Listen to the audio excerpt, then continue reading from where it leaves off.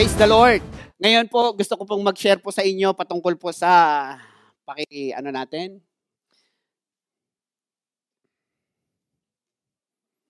Mukhang yung operator natin. Welcome, we're glad you're here.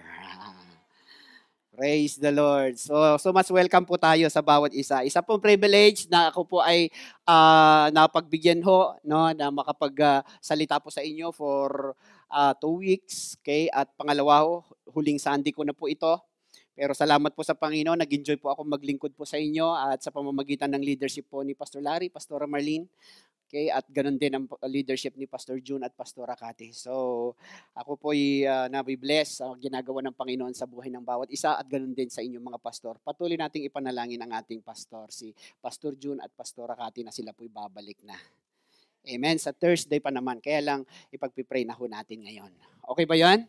So, maalala ko lang ho, yung mga ating August 18, napakaganda ho ito, suportahan po natin ito, na hindi lang natin pinapalagpas ito sa ating mga kaisipan at sa ating tenga, no? Na hindi lang ito isang announcement, breakthrough mo ito. Testimony mo ito. Kaya yung family camp, napakaganda ho ito, ay pagdating sa Panginoon, pagsulong, pagsunod sa Panginoon, napakaganda, binibigyan po natin ng panahon ng mga ito. Of course, hindi lang panahon. Of course, yung pagbabayad naman natin doon ay hindi naman, pagpunta nyo natin doon, malilimutan mo na ang lahat. Amen. Sa matatanggap mo na kalayaan, matatanggap mo na ibibigay ng Panginoon, transformation na gagawin ng Diyos sa iyo. So ini-encourage po natin ito na sana ay makapagbigay tayo ng effort pa ito. Bantayan natin kung kailangan makahingi ka ng time, free day o holiday mo doon sa araw na yon, humingi ka na, kausapin mo na yung amo mo. Huwag mong hinihintay, marami bang sasama? Kung marami sasama ako. Hindi ho ganun, kundi ito ay gagawin natin. Kahit walang sasama, kahit iisa ka lang, tuloy ang retreat. Amen po ba? Andiyan po ba kayo? Kaya mga kapatid, at suportahan po natin yan. Amen. Sa kailan ho yon? August 18, 19, 20. Pakikalabit nga sa katabi pagdating sa pag-ibig ng Diyos. Sige, pakisabi, pagdating sa pag-ibig sa Diyos, huwag pagtitipid. Amen ba? Kasi ito ho yung breakthrough natin. Sa totoo lang ho, maraming mga camp at maraming mga retreat, karamihan na pagkilos at pagdi-deliver ng Diyos sa kanyang mga anak, sa totoo lang ho, nakukuha sa retreat. Nakukuha sa camp na ganyan. Hindi lang naman tayo magka-camp kasi doon, hindi lang kayo wala naman ako doon. Kaya lang, hindi lang kayo nagpupunta doon para magtsibugan. Hello? Nagpunta tayo doon, unang-una ay ang Diyos. So, please, pakilista ninyo sa inyong mga, hindi ito nakasalalay sa akin, huwag niyong gagawin ito dahil sinasabi ko, gawin niyo ito sa Diyos. Okay ba yon? Okay. So ngayon, pakisabi nga ang nakikita na ninyo sa screen. Ba't parang dito lang ang mas malakas, parang money matters. Parang ganun to, napaka na dong banda. Mahina. So, pakisabi nga natin, sabay-sabay, 1, 2, 3. Yes, nandito na kayo sa Money Matters. Okay, so, ngayon ho, pag-uusapan ho natin ang patungkol sa pera. Maalala nyo ba? Maalala nyo ba lahat ang dumaan na pera sa inyong mga palad? Sinong nakakaalala? Siguro maalala mo, mula bata hanggang ngayon, milyonaryo ka sa totoo lang. Amen ba? Marami ka ng perang dumaan. Dumaan lang naman. Nadaplisan. So, amen? Kaya napakaganda ho, pag-uusapan po natin yan, kasi karamihan ho na iglesia ay hindi pinag-uusapan ito. Ewan ko nga ba, bakit hindi pinag-uusapan ito na ito sanhin ang pinaghihiwalay minsan ng mag-asawa? Ito sanhin ang pinag-aawayan ng mag-ina. Sanhin ang pinag-aawayan ng mga magkakapatid. Pero dito ho sa iglesia natin, kailangan nating ituro ito kasi ito, hindi masamang bagay ito. Basta marunong tayo in a biblical way papaano humandle ng pera. Di po ba? Di ba? Para wag nating laging sinasabi, buti pa yung pera may tao. Pero yung tao walang pera. So, andyan po ba kayo? Kung wala tayong pera, minsan hindi tayo mapakali, di po ba? Kung wala din tayong pera, parang walang kakontentuhan sa buhay. Pero nung nagkaroon ka ng pera, hindi ka pa rin naman nakukontento. Akala mo, pagka marami kang pera, makikinig lahat ng kababayan mo, kabaryo mo, o kapamilya mo. Pag mapera ka, may impluensya ka. Pero hindi rin totoo. Maraming mga nagkapera, hindi naman. Pero sabi ko nga, hindi masama ang pera. Masamang amo. Emi po ba? Pero masarap na alipin. Hello? Kaya sa akin, alipin ko ang pera. Pero kung naging amo mo yan, masaklap na amo yan. Andiyan po ba kayo? Tingnan mo, pagkaalipin mo, nalulungkot ka, o wala kang kausap, magtawag ka lang. Sis, magkita tayo sa McDonald's, ako nang maglibre. Yan ang nagagawa ng pera. May kausap ka na. Amen. Ang ganda siyang alipin. Hello? Pagdating sa church, pagkaalipin mo pera, wow, anong oras ang offering? Tinatanong mo na eh. Hindi yung tinatanong mo offering, papunta na sa CR, nakaka-CR na. Ay, sinasabi ko sa inyo, meron na tayong usher sa CR. Amen. Naglagay na tayo ng usher doon, may hawak na basket. Sa time ng offering, pwede ba maglagay kayo ng basket sa CR? Amen.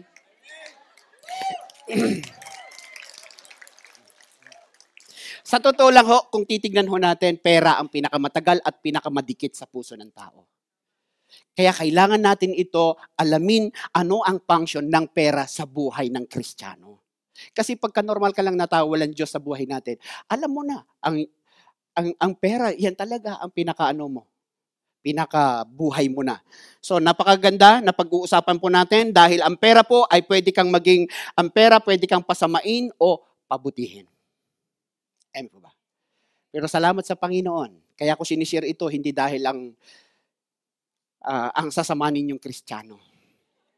Sinasabi natin ito para mas gaganda pa. Kung maganda na, idi madadagdagan. Kaya nga added all these things shall be added. Amen. Kaya tignan nyo yung mga ngiti ninyo ngayon, added na yan ng Diyos. Dati nung dumating tayo rito, puro simangot tayo, saan pa yung trabaho lang, part-time, di ba? Tapos nung dumating ka, isang backpack lang at saka isang plastic ng Migro. Ngayon, kung uuwi ka na, naku, grabing maleta.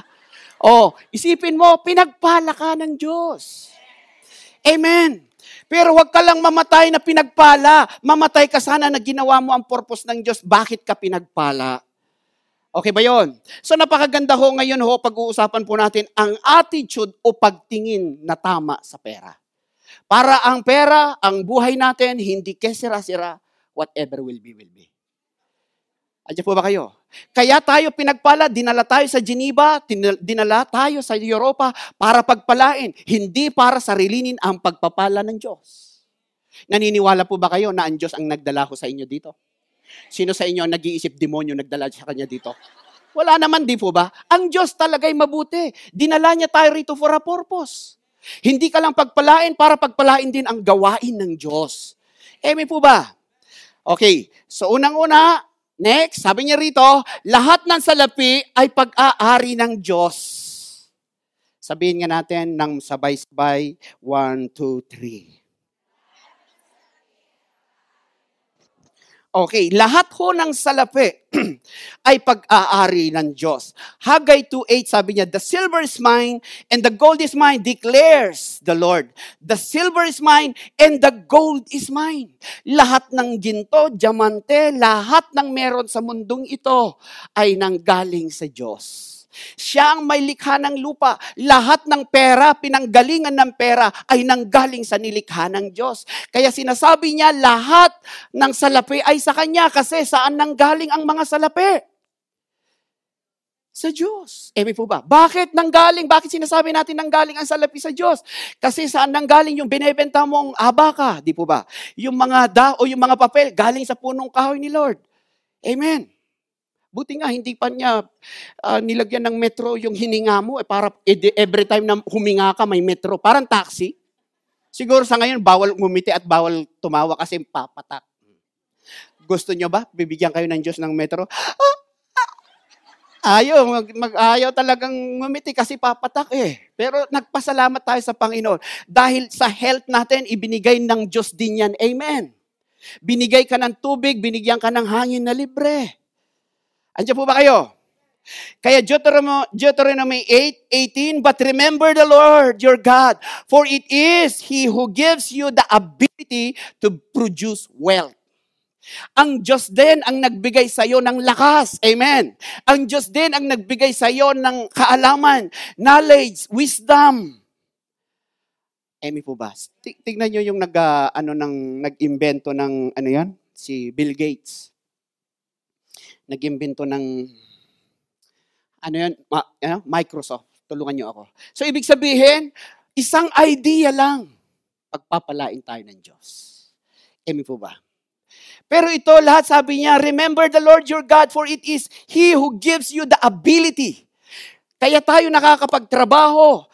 Kaya tayo may lakas. Kaya tayo nag-i-enjoy sa pagtatrabaho. Kaya alam natin ang sistema na meron tayong systematic paano magtrabaho. Di po ba? Di ba sa paglilinis ng bahay? Nung unang pasok mo dyan sa trabaho na yan, parang hindi mo alam ang gagawin mo. Pero nung tumatagal, binibigyan ka na ng Diyos ng ability. Hello? Una, vacuum. Alam mo nang maggumawa ng sistema. Alam po ba? Tapos later on, vacuum, mopping. Tapos later on, wiping. Tapos later on, typing.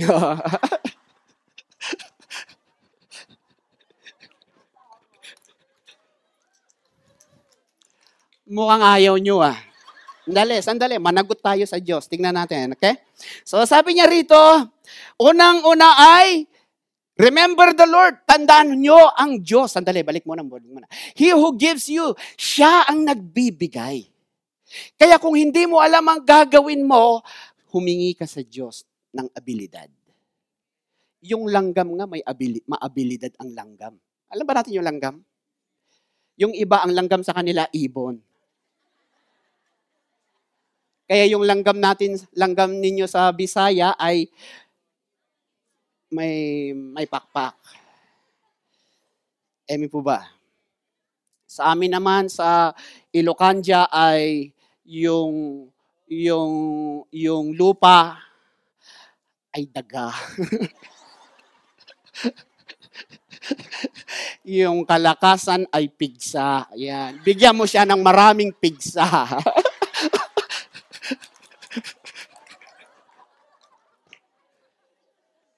Nagulat yung pastor, pigsa?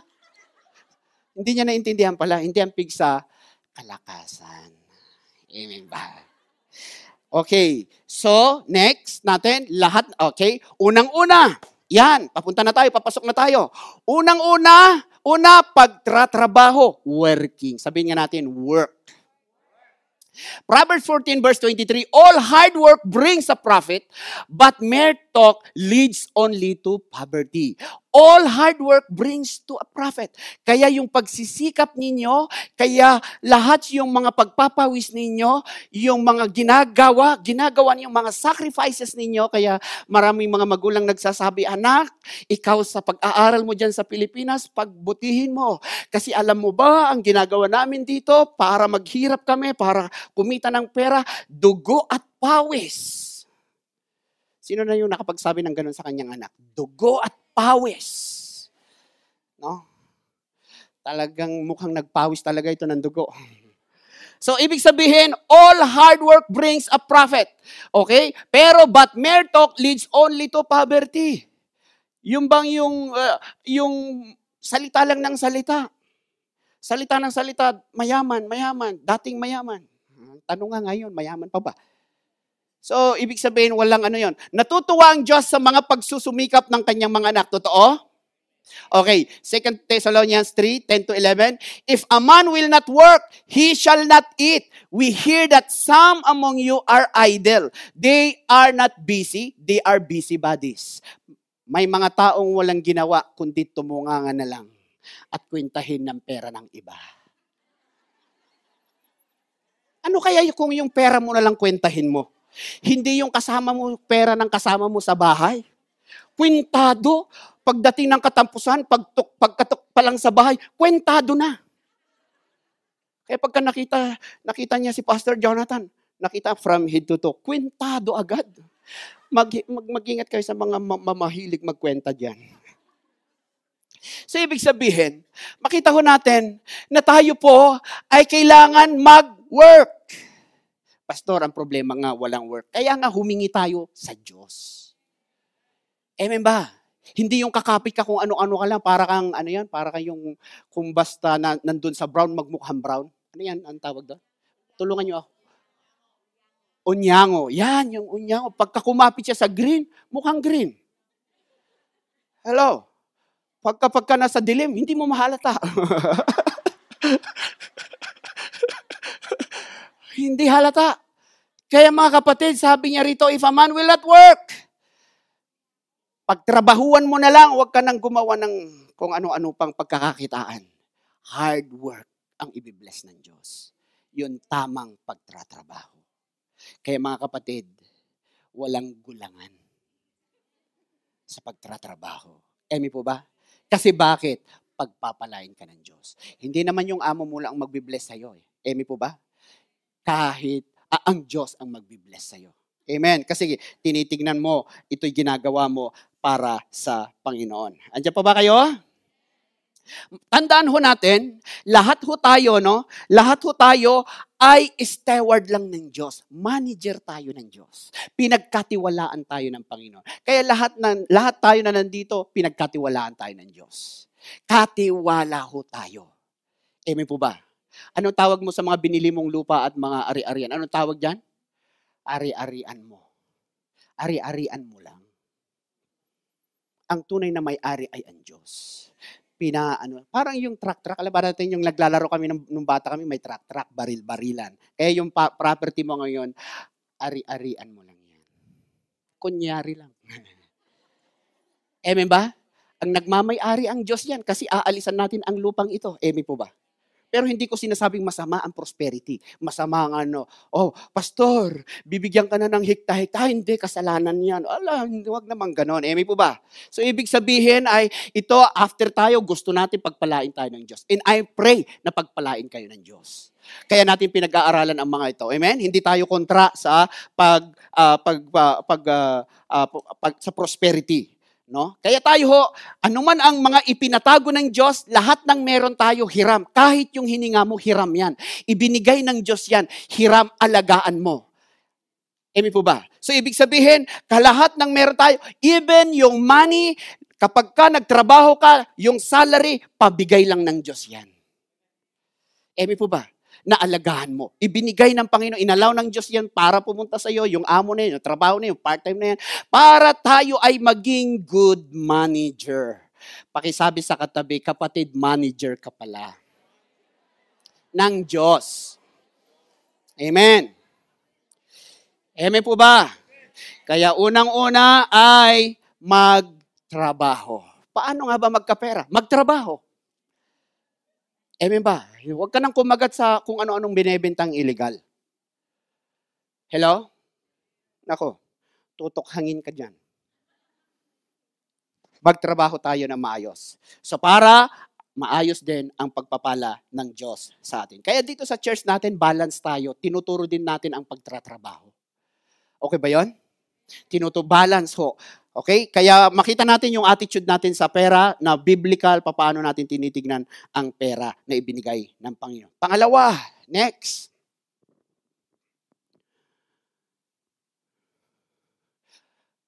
Ba't hindi nyo na mabasa? Mukhang tahimik kayo. Okay, sabay-sabay. Pangalawa, pagbibigay or giving. Amen? So, Malakay 3 hanggang 12 yan, nagkamali ako doon. So sabi niya dyan, will a mere mortal rob God, yet you rob me. Mukhang tumatahimik na pagka may robbers. No? But you ask, how are we robbing you? In tithes and offering. Sabihin nga natin, in tithes and offering. Sa mga first time natin, mahal po namin kayo sa Panginoon, pero hindi ko tinuturo ito para isang puwersa ito para to force you to give. No. Ito'y tinuturo namin dito sa committed church ng mga nag-commit na sa mga iglesia dito, no? At welcome po kayo dito. Kaya lang kailangan nating ituro ito dahil ito ang susi ng pagpapala. Pero it's not a force. Sinishare lang namin ito at kung sino ang mag-response, natanggap niya ito sa Panginoon, kinausap siya ng Diyos, hayaan niyo po sila. Pero kung hindi niyo po ito masyado pang nakukuha, hindi niyo pa ito naiintindihan, wala pa kayo doon sa ganong paglago, no? Doon sa ganong pagsunod sa Panginoon, it's okay. Mukhang okay kayo lahat, ha? Emi po ba? So, hindi ho, ang church ho ay hindi pira-pirahan. Emi po ba? May tama tayong paghawak, may tama tayong paghandle, hindi ito napupunta sa bulsa ng pastor. Meron tayong tagahawak, meron din tayong record. Emi po ba? Emi po ba? At iniingatan po natin yan. Pero hindi ba kayo natutuwa? Meron tayong mga ganitong facilities. Sa hirap, sa pagkakamahal ng presyo dito sa Geneva, meron tayong ganitong bahay sa sambahan. Pero dahil sa commitment ng bawat isa. Amen sa Panginoon. Amen po ba? Palakpakan nga natin ang Diyos sa buhay ng mga committed sa mga ganito, sa pagsunod sa Panginoon. So sabi niya rito, you are under a curse, your whole nation, because you are robbing me. Bring the whole tithe into the storehouse, that there may be food in my house. Test me in this, says the Lord Almighty, and see if I will not throw open the floodgates of heaven and pour out so much blessing that there will not be room enough, there will not be room enough to store it. I will prevent pests from devouring your crops, and the vines in your fields will not drop their fruit before it is ripe, says the Lord Almighty. Then all the nations will call you blessed, for yours will be a delightful land, says the Lord Almighty. Nag-agree po ba tayo? Kaya ho, ang pagbibigay po, unang-una, magkatrabaho, pangalawa, pagbibigay sa Diyos. Okay, ito ibinibigay natin sa Panginoon. Amen. Hindi natin ito binibigay sa pastor. Andiyan po ba kayo? Of course, kung ano man yung siyempre may full-time na pastor na kayo dito. Siyempre kung ano yung napag-agrihan na para namang siyempre legally na nandito ang inyong pastor. Emi po ba? So, kailangan din yang may gastusin. Emi po ba? Pero under the supervision, nakasalalay doon sa manage sa pag-aano ng church, no? Yung para po sa kanila. Emi po ba? Pero hindi to direct, kinuha yung direct sa no. Hindi tayo ganon. At kung merong naka-experience ng ganon dito, na-abuse kayo sa pagbibigay, nandito ako as a pastor, I'm sorry. Nire-represent ko. Lahat ng lumuko na pastor sa inyo, nandito ako, humingi ako ng tawad sa inyo. Magpatawad kayo at gumaling kayo sa puso ninyo. Kasi may tamang pagbibigay. At ang Diyos naman ang magbibless sa inyo. Totoo, marami hong nag-abuso. Kaya lang, nandito po nga kami. Para hindi lahat ay abusado. Meron pang mga matitino. Amen po ba? Naintindihan po ba natin? Kaya, may isang araw, nag-usap-usap si 1,000 bills. At saka si 500 bills. Si 200 bills. At saka si 100 bills. At saka si coins. Sabi ni 1,000, kayo! Minaliit niya si 500, 200, 100, at saka si coins. Kayo! Lagi kayo sa mga bangketa. Lagi lang kayo sa mga iskinita. Kami, sabi niya, nilalagay kami sa makomportabling lugar. Nilalagay kami di aircon kami. At iniingatan kami lagi. Kayo, diyan kayo lagi sa bangketa. Sabi ni 500. Oo na. Sabi niya, 1,000. Komportable ka, pero sa akin, mas mas grabe ang sitwasyon ni 200. Hindi na lang bangkita, nasa tong itsan pa. Ganyan. Pinagpasapasahan, kung saan kilikili sinisipit siya. Kung ano-anong saan nilalagay pagka nagtutong its. Kung saan nilalagay. Sabi ni 200, oo, nilalait mo kami. 500, kung mo ba 500 ka? Kami naman, may value din kami. Mas matindi si 100. O ako na naman ang sinisi, sabi ni 100. Ang pinakamahirap talaga sa atin, sa lahi natin, si Barya. Sabi niya ganyan. Nako, tahimik si Barya. Nakatingin lahat si 1,000, 500, 200, 100. Nakatingin kay Barya. Inaantay kung anong sagot. Sabi ni Barya, oo, nasa matataas ang value ninyo. Ikaw 1,000, nasa komportable kang lugar. Kayong 500, magaganda yung mga position niyo. Oo na, aaminin ko. Pero ito tandaan nyo, kaming Barya, kami ang Kristiyano.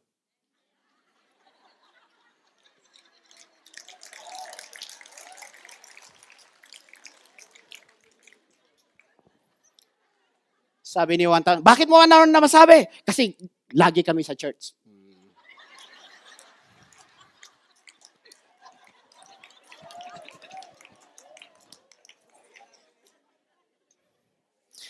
Sabi niya, Mark 12:30, sabi niya, love the Lord your God with all your heart, with all your soul, and with all your mind, and with all your strength. Amen. Unahin natin ang Diyos. Kaya tayo pinagbigyan ng Diyos, pinagpala ka ng Diyos. Amen po ba?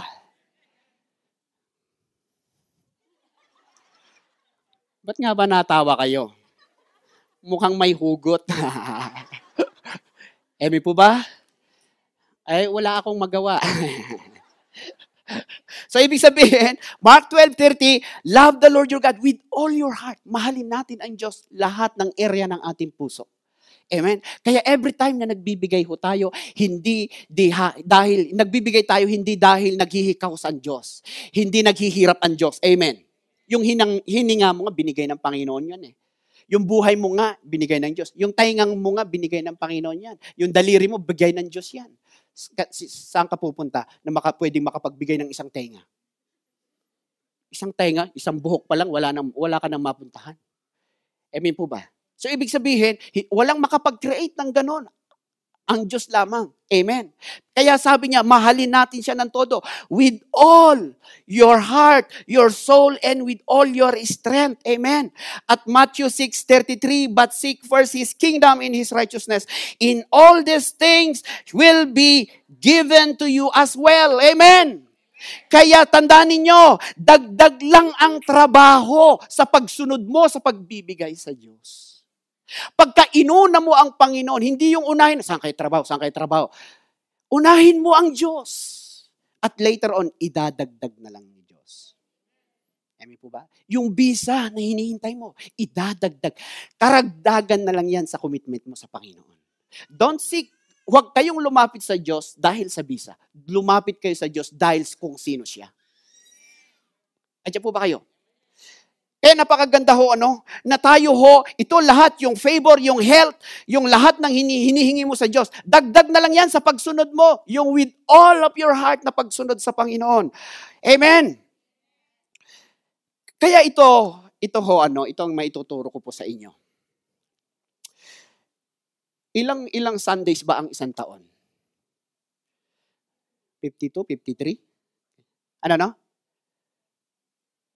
Ilan? Sabihin na natin 52. Mag-agree na lang tayo doon sa 52 or 53 or 57.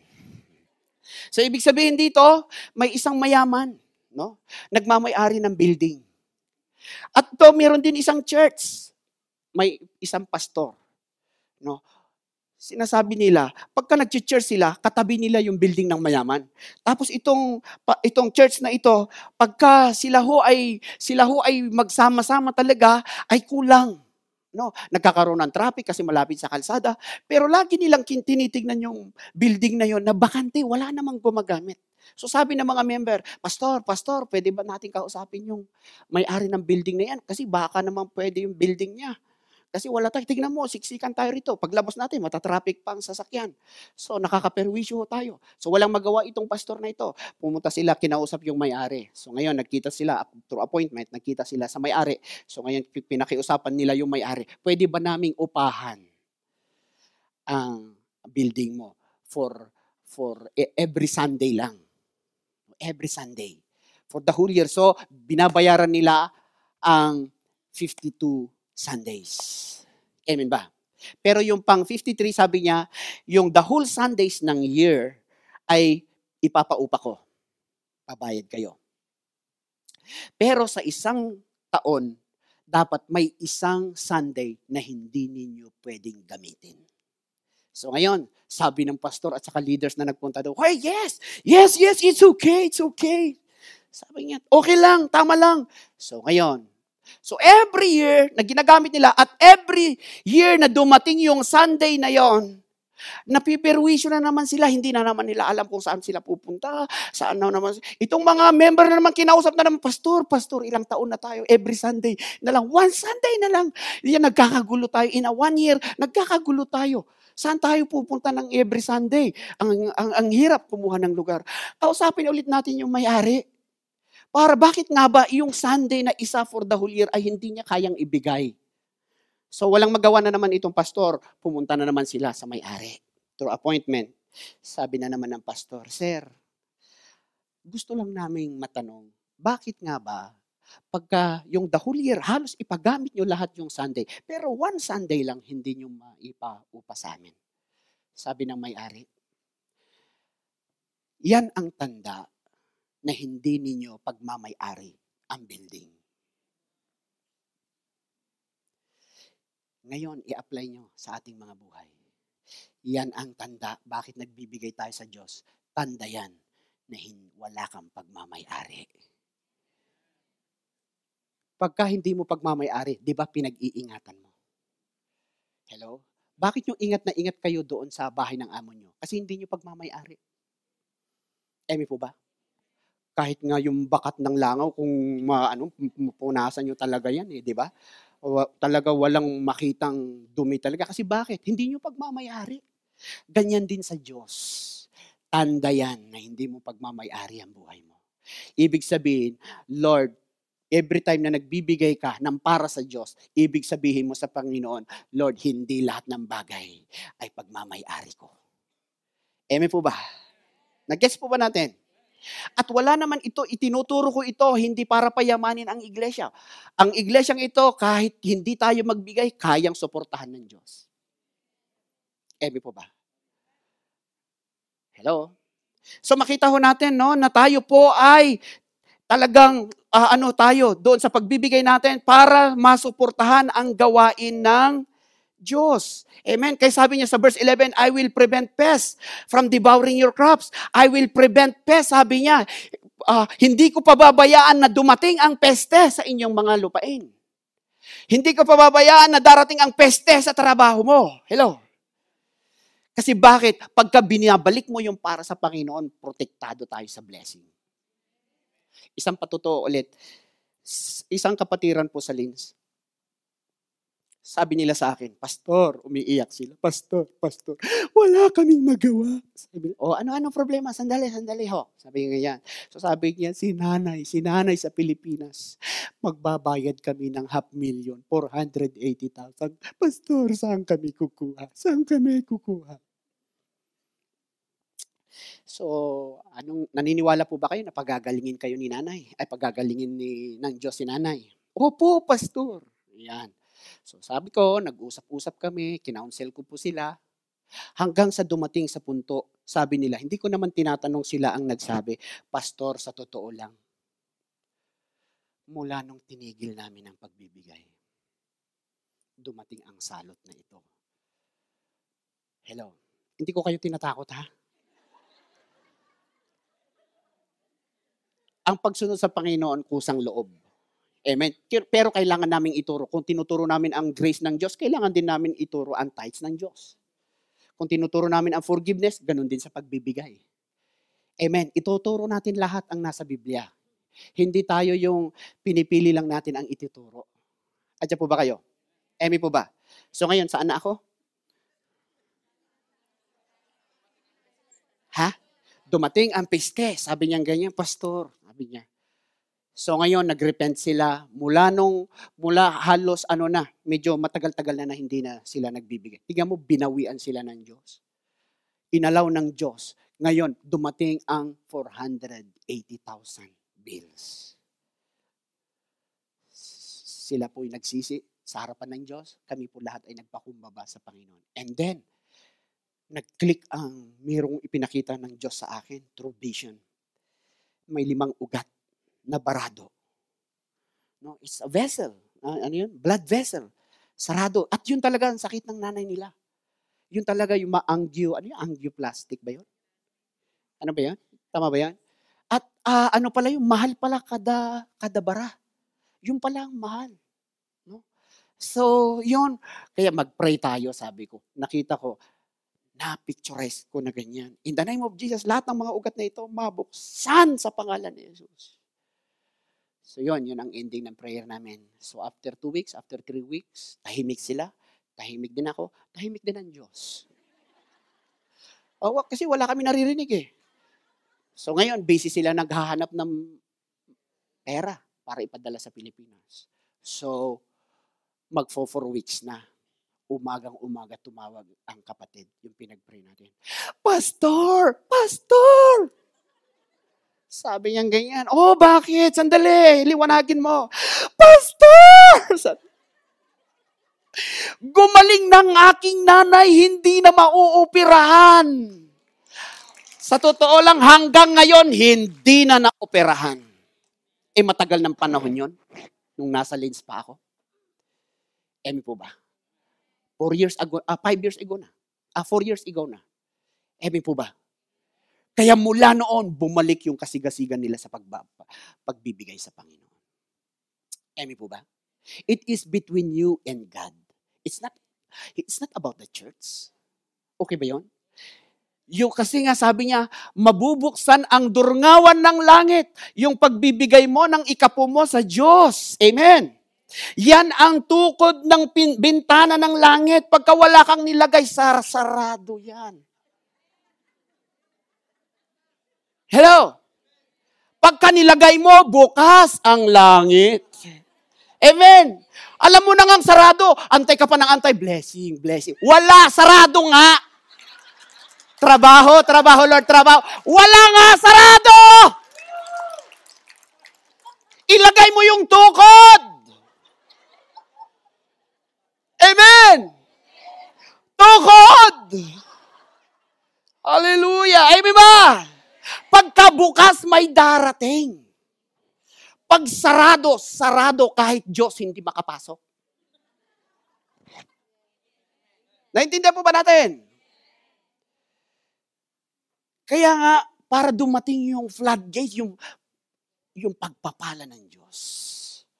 Hallelujah. Amen po ba kayo? Hallelujah, Jesus. Kaya makita ho natin, para masuportahan ang templo, unang-una sabi niya, the temple. Kaya maganda meron tayong gawain ganito. Lugar na pinagsasambahan natin. Amen po ba? At ang pangalawa, bukas ang langit. At ang pangatlo, lahat ng peste mawawala. Sasaraduhan niya ng Diyos. Yung isang kawalan, yung buhay na wala, yung buhay na zero, pagpapalain ka ng Diyos. Andiyan po ba kayo? Pastor, ang tagal ko naman nagtatides, ang tagal ko naman nagbibigay sa Panginoon, bakit hanggang ngayon wala naman akong trabaho? Baka hindi ka naman nagbabudget. Amen. Kailangan yung pagbibigay na kasama sa budgeting din yan. Amen po ba? Andiyan po ba kayo? Kailangan may nagtatanim tayo. Kaya nga sabi niya, test me in this. It is a test. Isipin niyo si Abraham. 'Di ba nung sinabi ng Diyos sa kanya, ialay mo ang iyong anak. Yung pinaka-importante sa buhay niya, yung pa ang hiningi ng Diyos. Andiyan po ba kayo? Ang meaning ng 10 ay test. Testing. Hello. Amen po ba? Ano kaya kung kayo, sabi ng Diyos, ialay niyo yung anak mo. Siguro ang sasabihin natin, Lord, pwede ba yung biyanan ko na lang? Grabe ka, mas madali yung biyanan, ano? Grabe ka. Si Abraham, tignan mo, talagang sunod-sunod, diba? Nakalagay walang angal si Isaac eh. Sunod talaga siya. Dad, may hawak ang kutsilyo. Di ba? Hallelujah, Jesus. Andiyan po ba kayo? Pero kaya niya dahil alam niya pagsunod niya sa Diyos. Kaya nga it is a test. Subukan mo. Amen ba? Subukan mong magbigay yung para sa Panginoon. Sa mga first time, of course, ano lang kaya mo? Ano yung conviction mo? Yung nanggagaling sa puso mo. Hello? Pero yung 20 years old na Kristiyano, sasabihin ko pa ba, ano kaya mo? Nakalagay na nga, ikapo. Hello?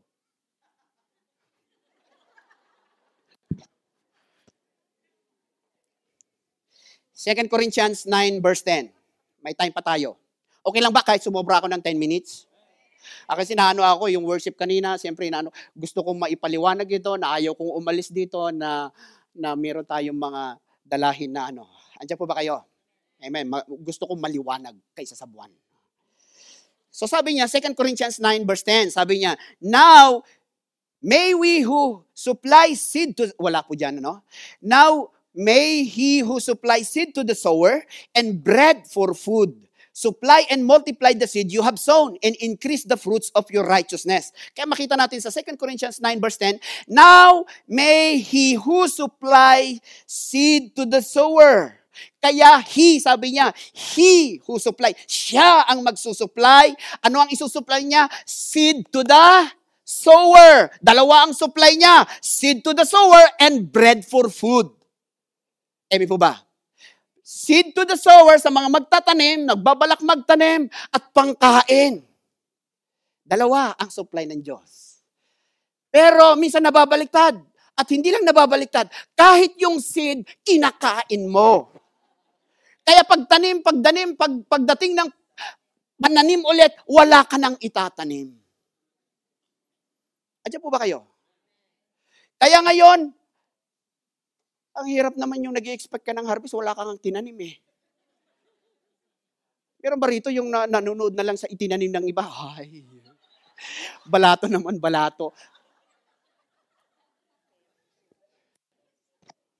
Ebe po ba, magtanim ka sa Diyos.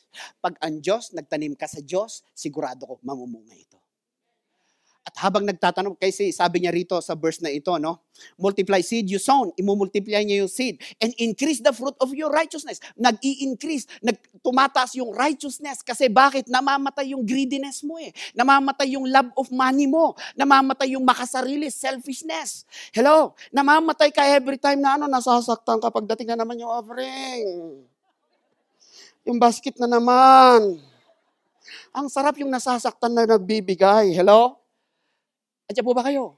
Kakitaan ka talaga kasi wala namang nagsasacrifice, nag-i-enjoy eh. Hello? Emi po ba? Pero every time na pagbibigay, of course, pero paglabanan mo. Kasi pagdating ng pagpapala, todo. Emi po ba? Andiyan po ba kayo? Mga kapatid, tapos may ganito pa. Hindi na nga nagtanim. Pagdating ng panahon, ba't ako pa? Ba't ako pa ang tinamaan ng sakit na ito? Ba't ako pa ang nawalan? Ba't ako pa ang nadukutan? Hello? Bakit nga ba? Di ba? Pagdating sa sakuna, ang dali nating magsisi ng iba. Hello? Pero pagdating ng pagpapala, hindi mo man lang masasabi, ba't ako pa? Ba't ako pa nakapulot dito? Walang marinig ng Diyos na ganun eh. Kaya ang mga tao, mga kapatid, ito'y susi ng iyong pagpapala. It is between you and God. Kung gawin mo, pagpapalain ka. Kung hindi mo gagawin, di huwag mo.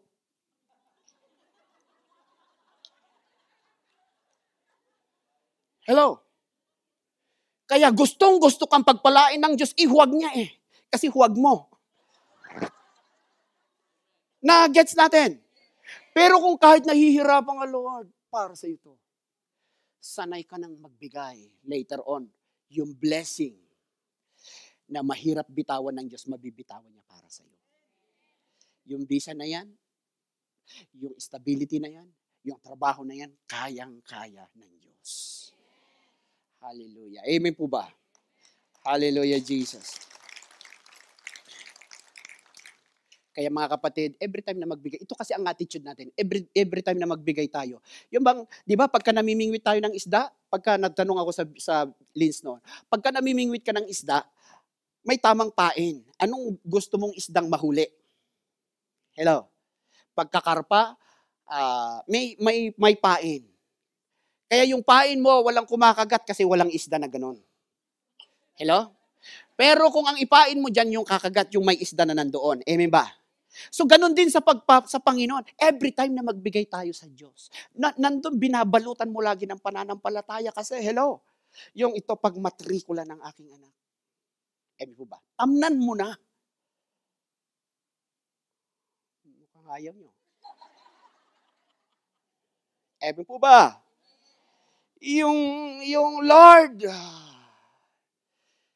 kahit yung magiging, yung kasalan mo na, tinatanim mo na, Lord, please, pakisama na rin yung ikakasal ko. Ha? Nagtatanim ka na. Binabalutan mo ng Lord, kaligtasan ng aking anak, Lord, kaligtasan ng aking asawa, kaligtasan ng aking, ang mga pamilya ko. Nandun yung ganong attitude. Andiyan po ba kayo? Alisin mo yung kaisipan mo, pumupunta yata ito sa bulsa ni Pastor Jonathan. Ay, nako. Kailan ka pagpapalain ng Diyos? Ako wala akong ibibigay sa'yo. Emi po ba? Pero kung inalis mo at ginagawa mo na ito sa Diyos, gawin niyo ito sa Panginoon. At kami naman, iniingatan naman namin. No?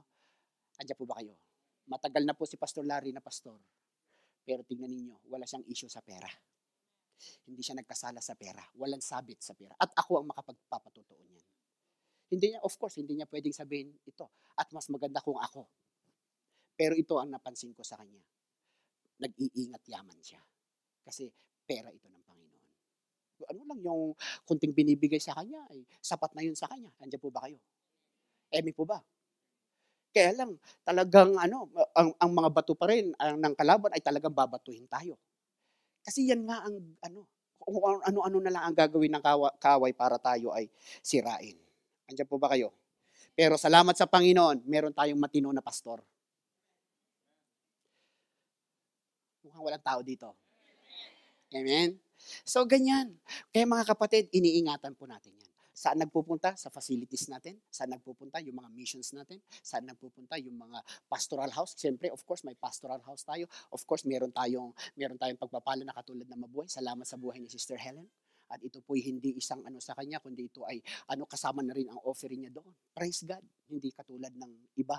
No? So, favor natin ito sa Panginoon. Ang Diyos ang nangusap sa Kanya. So, ibig sabihin, ganun din sa mga facilities nating iba. Kaya salamat sa Diyos. Kaya tayo nagkakaroon ng mga ganito. Amen.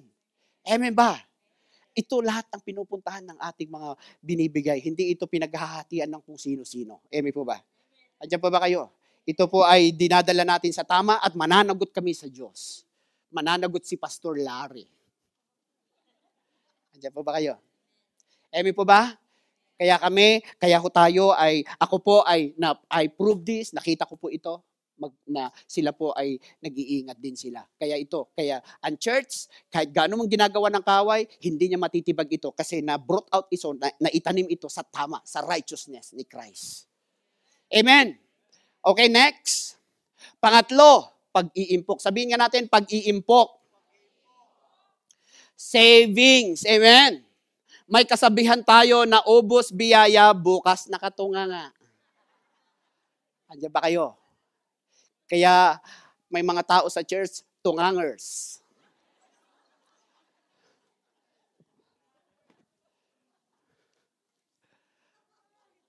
Andiyan po ba kayo? Amen po ba? So, pagdating sa pag-iimpok, kaya mga kapatid, ito ho ang gagawin ho natin. Pinagpala tayo ng Panginoon, pero tinuturo namin magtrabaho tayo, tinuturo natin na magbigay tayo, tinuturo din namin mag-save tayo. Amen. Pakisabi sa katabi, kapatid, mag-save tayo. John 6:12. Sabi niya dyan, asan yun? John 6, when they had all enough to eat, he said to his disciples, gather the pieces that are left over. Let nothing be wasted. Ibig sabihin, nandun yung principle ng Diyos na walang sayang. Ipunin nyo pa rin yung natira. Amen ba? Andun yung prinsipyo ng Panginoon. Nung nagpakain si Jesus ng 5,000 people, pagkatapos nagpakain, ano yung ibig sabihin? Nag-give siya. Sabi niya, let nothing be wasted. Yung saving na, yung principle ng pag-iimpok. Sa Proverbs 6 verse 8, sabi niya, go to the ant, you sluggard, consider its ways and be wise. It has no commander, no overseer or ruler. Yet it stores its provisions in summer and gathers its food at harvest. Tignan nyo yung langgam. Buti pa yung langgam, marunong mag-impok. Andiyan po ba kayo? Tignan mo ang mga langgam. Meron ka bang nakitang nakatambay lang na langgam, nag-uusap po, saan tayo? Wala eh. Pag ang langgam naghahanap lagi, nilagay mo na nga sa platong malaki, sa palanggana. Tapos nilagay mo yung plastic na nilagay mo yung tinapay. Walang makapasok na langgam, akala mo wala. Ang mga langgam ngayon, magaling na silang lumangoy. Nakita nila, pagka may tinapay, ganon agad, pupunta sila. Kapatid, may tinapay. Pupunta sila, walang mga langgam na nagtatambay lang. Gaganong-ganon lang yung, wala. Naghahanap lagi, amen. Kasi alam niya darating ang winter para makapag-impok. Tandaan ho natin, hindi natin alam ang weather. Ang buhay ay weather. Andiyan po ba kayo? Kailangan mag-impok ka habang maganda ang weather. Hanggat wala ka pang sakit, impok ka ng impok. Kaya nabibless ako sa mga natatanong kong mga kapatiran, meron silang mga naipon. Pastor, nakapagtayo na kami ng bahay sa... Praise God! Amen po ba? Pero of course, ang itinuturo lang natin kasi huwag mong i-idolize ang blessing. Kasi yung blessing pwedeng maging curse. Kung kailan ka pinagpala, doon ka pa nawala. Nakakalungkot at nalulungkot din ang Diyos. Kaya tayo pagka pinagpapala tayo, lalo tayong lumala sa ating pagsamba sa Diyos. Amen. Lalong ibig sabihin, lalong titindi yung ating pagsunod sa Panginoon. Amen po ba? Yung one day millionaire, minsan ito yung hindi iniisip ang bukas. Pero maganda ang example ni Langgam. Amen. Andiyan po ba kayo? Magplano tayo para sa kinabukasan. Sabi niya dyan sa 1 Corinthians 16 verse 2, on the first day of every week, each one of you should set aside a sum of money. O isipin mo, maliwanag na yan. In keeping with your income, saving it up so that when I come, no collection will have to be made.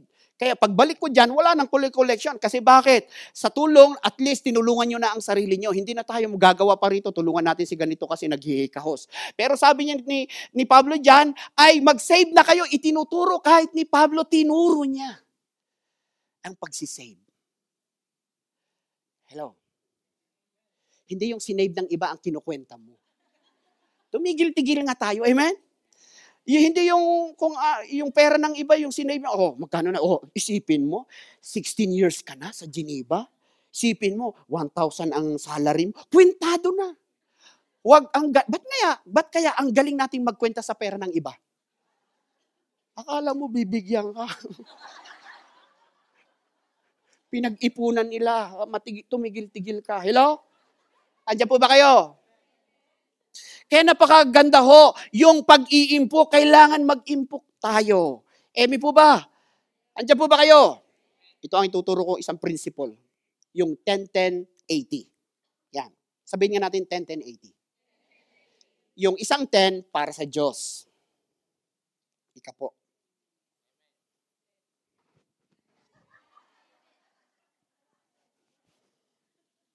Andiyan po ba kayo? Yung isang 10 para sa'yo. Amen ba? Yung 80% para sa gobyerno mo. Naintindihan natin?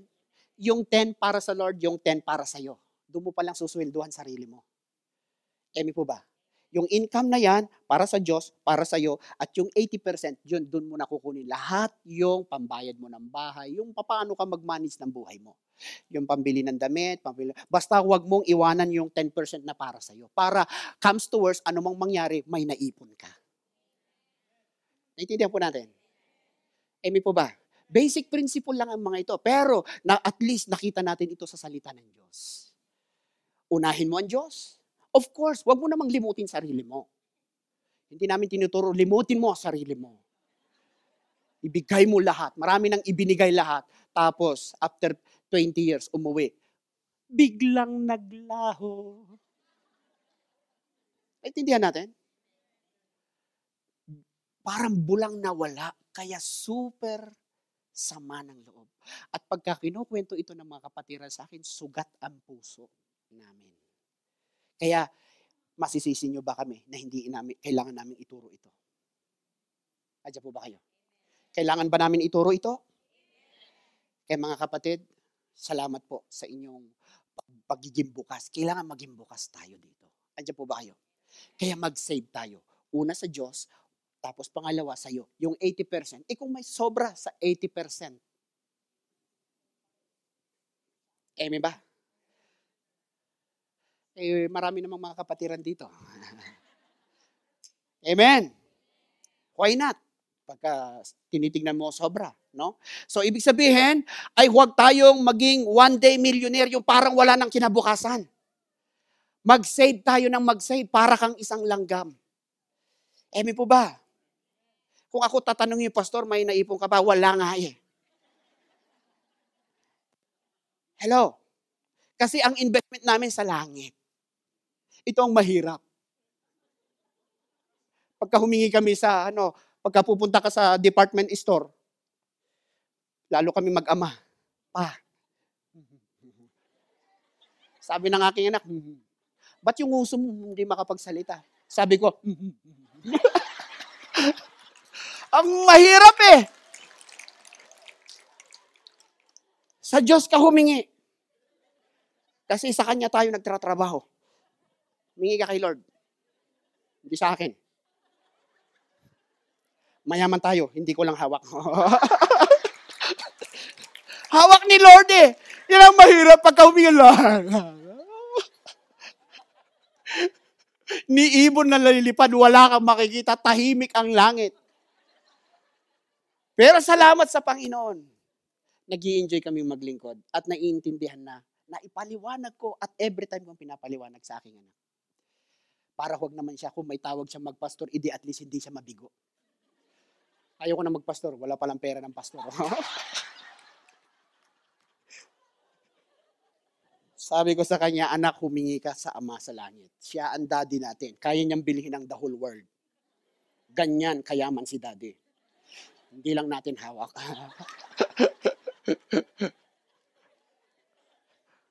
Talaga yung anak ko. Kaya ngayon, hindi makapag-direct. Pa, do you have some money?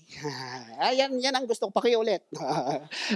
Hindi yung pupunta, kakapan ka pa, wala ka ba pera? Wala ka ba? Ang hirap namang magbigay ng ganon. Kaya turuan nyo nga yung mga anak nyo magtiwala sa Diyos. Hello, para tayo pa ang hino-holy up eh. Holy up, no? Sa Diyos ka humingi. Amen. Meron nang binigay na sa akin. Kaya lang, inaano-ano ko pa. Kasi bakit? Gusto ko siyang magtiwala sa Diyos. Hindi yung sabi ni Darling, sabi ni Pastor Julie, bigay mo na. Hayaan mo magtiwala muna sa Diyos. Kahit isang gabi lang. Kasi ang mga nanay kasi parang gusto, ito na. Akala mo kung siya ang bumili, ang Lord naman ang bumili. Andiyan po ba kayo? So pagdating ni Jairus, pa, really? O at least nakita niya answered prayer. Pinaghirapan niya ito ng panalangin. Hindi yung lahat, bill mo ko niyan. Yung bill mo ko niya, para ang bilis. Biguin nyo. Subukan yung biguin din ang inyong mga anak. Sa dami ng frustration dito sa mundo, pagka kayo'y nawala, hindi sila matatag sa frustration. Kaya frustrate nyo sila. I-train nyo rin sila for frustration. Hindi sa negative yon, kundi ibig sabihin ito ay para masanay din sila. Hindi lahat ng hiningi, ibibigay. Paano na paglaki niyan, hihingi ng Mercedes-Benz sa'yo, kaya mo? Asya po ba kayo? Kaya mga kapatid, turuan natin ang ating healthy, ang ating mga anak. Amen. Kahit sa akin, kahit kaya kong bumili na nung doon, anak, sandali, pag-pray muna natin. Lord. Amen po ba? So, natuturuan. Of course, hindi ibig sabihin anak ng pastor perfect yan. Marami pa rin choice siya. May choice din siya. Kung nagkamali siya, may choice siya eh. Pero hindi ibig sabihin masama kang ama o masama kang ina. Kasi bakit? Sa ayaw mo't sa gusto, hindi mo naman tinuro na magsinungaling yan. Bakit nagbigla na lang nagsinungaling? Kasi fallen nature pa rin tayo. May po ba? Kandidato tayo lahat sa pagkasala. Amen. Kaya kailangan natin maborn again para mabuhay tayo sa tama. Naintindihan natin? Hallelujah, Jesus. Kaya sabihin nga natin savings. Importante ang savings. Panghuli, patapos na tayo. Pang-apat, ano yan? Paggastos. Kaya napaka-importante yung paggastos. 21 verse 17, whoever loves pleasure will be a poor man. He who loves wine and oil will not be rich. Andiyan po ba kayo? Hindi ka puro pleasure lang. Wise is spending. Ibig sabihin yung wise is spending. Isaiah 55 verse 2, why spend money on what is not bread and your labor on what does not satisfy? Listen to me and eat what is good and you will delight in the riches of fare. Wise spending.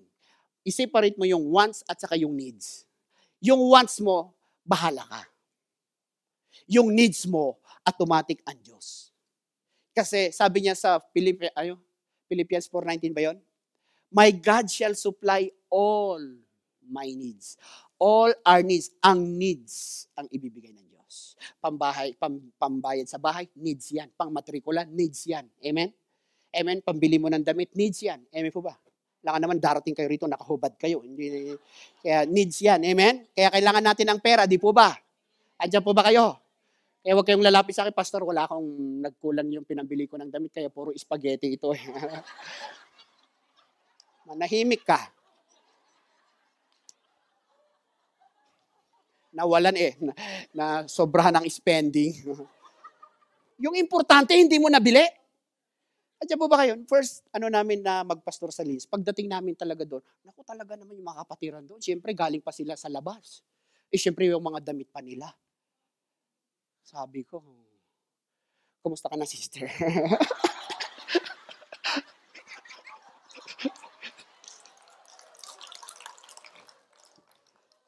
Sa bandang huli, tinuruan namin sila ang proper. Ba? Na yung pananamit mo ay hindi sanhi ng pagkakasala ng iba. Amen po ba? So, ibig sabihin, naturuan na namin sila, sabi ng isang kapatid, Pastor, after 2 years, nawala sa church, after 2 years, nagkita na kami. Tapos nung dumating sa church, wow, nakadamit na. Nung una, nako, spaghetti pababa. Talagang sabi ko, after 2 years, sino ba kayo? Hindi ko na mamukhaan. Ako si ganito. Sabi niya, ay kayo pala. Sabi ko, parang yung mukha niyang ubas noon, naging pasas. Kasi umalis nga sa Diyos. Kaya yung pagmumukha niyang ubas na yan, subukan niyong umalis sa Diyos, pagbalik niyo, after 2 years, pasas na kayo. Pagka nawala ka sa Diyos, yung ubas, yung life na nanggagaling sa Diyos, nako, ang dryness, yung disyerto sa labas na walang Diyos, wala kang connection sa Panginoon, yung mukha mong ubas, magiging pasas yan. Amen. Kaya sabi niya, wow, natuwa na ako. Hello, Pastor. Ako si ganito. Yan, ay, kayo pala, ikaw pala. Uy, kumusta ka na? Nakita ko, wow, nakadamit na, balot na balot. Tapos, sige, Pastor, uuwi na ako. Pag uwi niya, baklas din pala ito. Akala ko na bago na. Ang hirap magpastor. Kaya kayo dito, pag tinuturuan na kayo, magpaturo kayo. Amen po ba? Kasi hindi nga natin inaalaw yung espiritu ng lust dito Espiritu ng Diyos ang pinapakawalan natin dito. Amen? Amen po ba? Gets nyo ba? Ayan, maganda yung gets nyo. So, pang-apat, panggastos, spending. So, kailangan po natin, wise, sabihin nga natin, wise. Yung bang paggagastos kasi na hindi lalampas doon sa income mo. Amen ba? Pagka sumasahod ka ng 1,000, laging gini-example ito, 1,000 francs, pinaka mababa siguro yan na salary dito sa inyo. Pero yung gusto ko nating i-example, 1,000 francs ang sweldo mo. Amen po ba? Pero ang paggastos mo, 1,001. Ang buhay mo, pasalubsob. Para kang eroplano na wala ng gasolina. Ang sarap ng take-off mo, pero nung pabigla ka ng, bakit pasalubsob? Sobra ka sa paggastos. Dapat naglalaro ka lang sa 1,000 pababa. 1,000 pataas, kahit cents man yan, pasalubsob ang buhay natin. Amen po ba? Andiyan po ba kayo?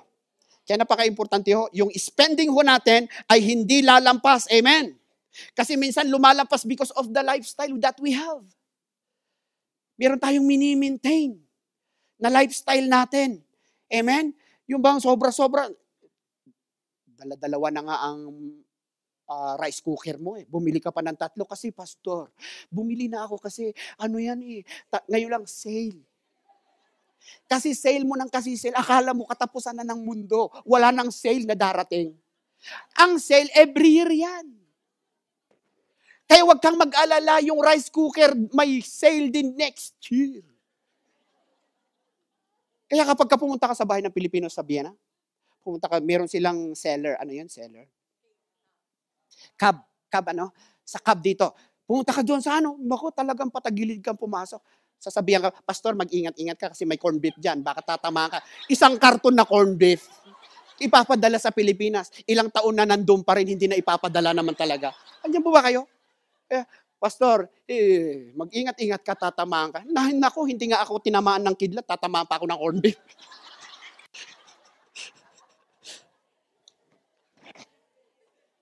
Ay, nako. Eme po ba? Kaya tama po yung 10-10-80. Sabihin nga natin 10-10-80. Para sure na merong para sarili mo. No? Paano, pastor? Hindi naman ako makapagbukas ng bangko ko rito. Ipadala mo sa Pilipinas sa iyong bangko doon. Okay? So, kaya sira-sira, whatever will be. Sa buhay mo rito, at least may savings ka. Andiyan po ba kayo? Wise spending, kailangan alam mo at alam mo ang pinaggagastusan mo. Hindi yung salary, salary ko to kung saan mo gagastusin, kung ano-ano. Tapos pagdating ng camp, hindi ka man lang makapaggastos ng 140. Pero pagdating naman sa McDonald's, kaya mong gastusin pang for yourself. Andiyan po ba kayo? Ebe po ba? Kaya dapat yung 140 na yan, pinagbabudgetan mo na. Pinag-aanuhan mo na. Hindi yung pagdating ng August 17, doon ka palang naghahigit. Saan kaya ako kukuha? Wala na. Saan ka pa kukuha? Wala na, hindi mo pinag-aanuhan eh. Kaya pagka pumunta kayo sa department store at nagustuhan mo yung isang bagay, alam niyo ba natin yung bugso? Pagka pumupunta kayo ng bumili ng bagay, huwag bugso ang gamitin. Utak ang gamitin. Kaya isama nyo si mister. Mga misis, isama nyo asawa ninyo sa pamimili. Andiyan po ba kayo? Kasi ang babae, pagka nakakita ng shopping, nakakita ng mannequin, kung ako nakasuot. Wow. Diba? Andiyan po ba kayo? Kaya kahit wala sa budget, binili. Yung pambili na sa bigas, wala na, naibili doon sa suot ng mannequin. Ngayon, away na ngayon. Uuwi ka, walang bigas, managot ka kay misis. Andiyan po ba kayo? Managot ka kay mister. Pag-aawayan niya. Kaya sanhi ng pag-aaway, yung ganyan. Kaya budget. Sabihin nga natin budget. Hindi kumutize ka ng tides ay pagpapalain ka. Ibig sabihin nandiyan na. Of course, open na ang bintana ng Panginoon. Pero mag-budget ka rin. Hindi yung basta-basta na lang gastos ka ng gastos. Naintindihan po ba natin? Mukhang masama loob nyo sa akin. Naintindihan po ba natin? Gets ba natin ito? Susi ito ng kaunlaran. Tamnan mo na, magtanim ka na sa Diyos. Hindi ka malulugi pagdating sa Diyos. Pag sa Diyos mo ginagawa ito, pagpapalain ka ng Panginoon. Andiyan po ba kayo? Tumayo ho tayong lahat. Kulang na po ako sa oras. Medyo mahaba-haba pa ang aking rito. Para sa mga first-timers po natin ngayon, sabi ko rito, sa mga first-timers, magandang balita sa inyo. Ito ang gusto kong ibalita sa inyo. Yung utang natin sa Diyos, binayaran na ng Diyos. Yung kaligtasan mo, dati tayo ligaw, pero kung ito'y ginawa na ng cross, ay ginawa na ng Diyos sa cross, naipako na siya. para sa salvation natin. Kabayaran ng ating mga kasalanan. At kung ito, magiging epektibo lang ito sa buhay natin kapag ka ikaw ay ipahintulot mong pumasok at tanggapin yung ginawa ni Kristo para sa kaligtasan mo. Kaya sinasabi namin good news o mabuting balita. Dahil bakit? Pwede nang maidugtong yung naputol na ugnayan ng tao at ang Diyos. Nagkasala noon ang tao, pero bumaba si Kristo para idugtong muli ito. Kaya good news ngayon, pwede ka nang maidugtong kay Kristo. Hallelujah. Isa pa, gusto nyo maging friends of Jesus. Sinabi ko na ito kagabi. Meron akong isang sitwasyon doon sa pagpapastor namin sa Upper Austria. Sabi ng aking anak nung nandun kami sa bahay namin, busy ako sa computer. Yung anak ko, 5 to 6 years old pa lang yan. Pero may nag-ring sa pintuan namin. Bigla siyang mula sa kwarto, pagdating sa sala, hindi niya ako nakita. Parang tinakbo lang niya talaga pumunta doon sa opening namin, doon sa main door namin. Binuksan niya ang pintuan. Ngayon, naani-aninag ko, parang may taong pumasok. Tapos, tumayo ako sa computer, pumunta ako doon. May isang batang puti. Sabi ko, biro ko sa aking anak, anak, sino yan? Wala tayong lahing ganyan. Sabi ko ganyan. Sabi niya sa akin, tumayo nga ganyan, Papa, he is my friend. Pinaglaban niya. Ngayon, nakita ko ito na mensahe sa atin. Pagdating natin sa langit, kung tinanggap mo ni Kristo sa buhay mo, bilang Diyos at tagapagligtas, kakatok ka ngayon sa langit. Bubuksan ka. Sabi ng Ama sa langit, anak, Jesus, buksan mo ang pinto, may kumakatok. Bubuksan ngayon ni Jesus. Tatanungin ng Ama, anak, Jesus, sino ba yan? Papa. Sino ang mga lalaki dito? Si Edward. Papa, si Edward, kaibigan ko. Walang angal ang Ama. Kasi bakit? Kaibigan ng anak. Ganon din kayo ngayon. Pagdating ng panahon, hindi natin alam ang pangyayari mamayang gabi. Pagdilat mo langit na, kakatok ka ngayon. Kakatok ka ngayon, bubuksan ka ni Kristo. Salamat na lang, pinatanggap ako ni Pastor Jonathan. So ibig sabihin, sino yan? Sabi ng Ama.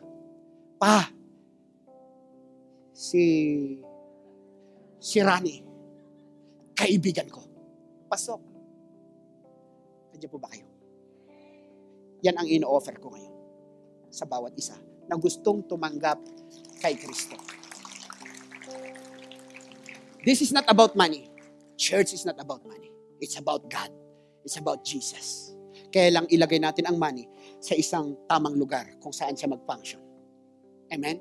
Pero yung pinaka-importante sa atin, it is between you and God. Sa inyong mga first-timers, gusto nyo bang tanggapin si Kristo bilang Diyos at tagapagligtas ninyo? Pakikaway lang ng kaunti para alam ko. Okay, 1, 2, 3, 4. Sino pa? Nagpapaypay lang pala yun. Sino pa? Sino pa? Huwag kayong mahiya. Si Kristo, 6. Yan, 6. Okay? Yan, 6. Palakpakan natin ang 6. Praise the Lord. Ito, pangungunahan ko sa isang panalangin sa pagtanggap ng Diyos. And then, ako na ang magpipray sa bawat isa. Okay? Pwede ba tayo pumikit at yumuko para manalangin? At suportahan din natin yung mga gustong tumanggap sa Panginoon. Hallelujah. Panginoong Jesus, sabihin mo ito na may kataimtiman at katotohanan sa puso mo na si Kristo ang tinatanggap mo. Hindi si Pastor Jonathan, hindi kung anong pastor, hindi ang church. It is the Lord Jesus Christ. Panginoong Jesus, sa oras na ito, humihingi ako ng tawad sa lahat ng aking pagkakasala. Patawarin mo ako, Panginoon. Sa oras na ito, salamat sa pagkakataon na pwede pala kitang tanggapin na bilang Diyos at tagapagligtas ng aking buhay. Salamat, Panginoon, sa mabiyayang pagka-Diyos mo. At sa oras na ito, binibigay ko na ang buhay ko kay Kristo. Kayo na po, Panginoon, ang driver ng aking buhay. At kayo na rin ang direktor ng buhay ko. Salamat po, Panginoon, sa pagkakataong ito.